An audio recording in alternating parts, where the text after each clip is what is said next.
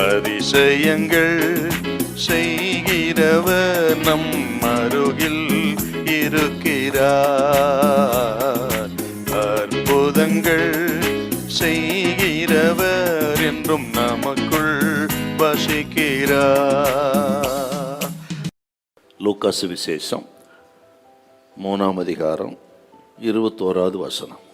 ஜனங்கள் எல்லாரும் ஞானஸ்நானம் பெற்றபோது இயேசுவும் ஞானஸ்நானம் பெற்று ஜெபம் பண்ணுகையில் வானம் திறக்கப்பட்டது.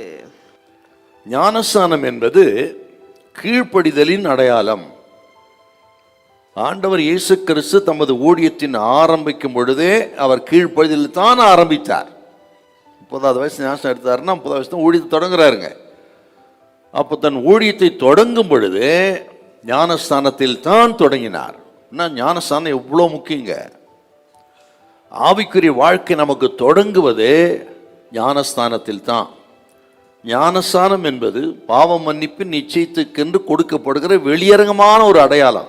உள்ளான அடையாளம், நான் பாவி ஆண்டவரே, என் பாவத்தை போக்கத்தான் உலகத்துக்கு வந்த உலக ரட்சகர் நீர், அதற்காகத்தான் மரித்தீர் சுவாமி, உம்முடைய இரத்தத்தினால் மரணத்தினால் தான் இந்த பாவியின் ஸ்தானத்தை நான் நீதிமானாக மாற முடியும், ஆகவே என்னை ரட்சியும் என்று நாம் ஜெபிக்கிற மனம் திரும்புகிற அந்த அனுபவம் உள்ளத்தில் நடக்குது. நமக்கு அந்த உள்ளத்தில் நடக்கிற நிகழ்ச்சிக்கு வெளியரங்கமான ஒரு அடையாளம், அதாங்க ஞானஸ்தானம், கீழ்ப்படிதலின் அடையாளம்.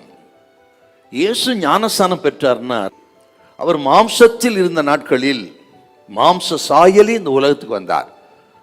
நாம் பெற்றிருக்கிற இந்த பாவ மாம்ச சாயலை அவர் பெற்று அப்படித்தான் இயேசு உலகத்துக்கு வந்தார். அப்படின்னா என்ன அர்த்தம்?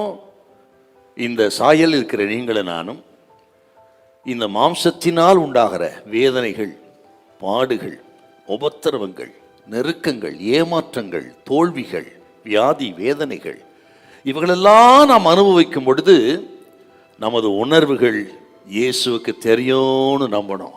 என்றால் அவர் இந்த சாயலில் வந்தார். ஆகவே அருமையான சகோதரியே, சகோதரனே, உன் கண்ணீர், உன் வேதனைகள், வெளியே சொல்ல முடியாத வேதனைகள், ஏமாற்றம், தோல்வி யாருக்கும் தெரியாமல் இருக்கலாம்.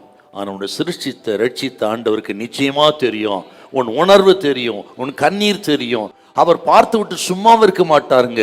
உன் கண்ணீருக்கு தகுந்த பலனை ஏற்ற நேரத்தில் அப்பா கொடுப்பார். உன் கண்ணீரெல்லாம் துருத்திலே சேர்த்து வைக்கப்பட்டிருக்கிறது. உன் அலைச்சல்கள் எல்லாவற்றையும் ஒவ்வொன்றாய் கர்த்தர் எண்ணி வைத்திருக்கிறார். ஹல்லேலூயா, ஹல்லேலூயா.